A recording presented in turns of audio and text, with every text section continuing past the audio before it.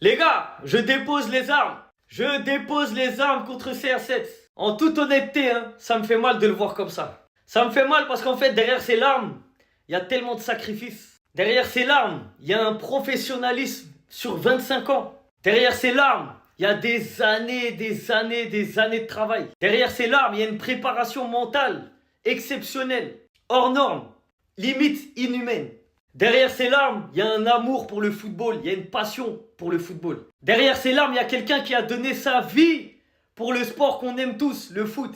Et il a fait tout ça avec la passion, parce que de l'argent, il en a. Il aurait pu arrêter depuis. Mais s'il a continué, c'est parce qu'il avait encore un rêve. Et à partir du moment où tu as un rêve, c'est que tu es passionné de fou, c'est que tu aimes le foot. Derrière ces larmes, il y a tant de souvenirs dans le football, tant de grandes choses, tant de grands trophées, tant de buts, tant de harnes, que je dépose les armes. Je dépose les armes. La vérité, hein, il mérite que tous les joueurs de foot le mettent en story, lui envoient un message, je sais pas, peu importe. Mais il mérite des hommages. Il mérite des hommages internationaux. C'est quelqu'un qui a aidé à l'évolution du football. C'est grâce à lui que la barre a été si haute.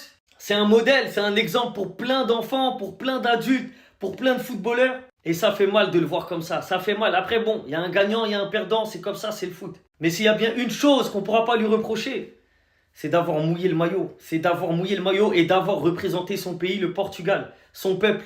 Il a fait tellement de choses pour ce sport qu'il faut juste l'applaudir, lui dire merci et désolé pour les critiques. En vrai, hein, c'est quand on perd quelqu'un qu'on se rend compte de sa valeur.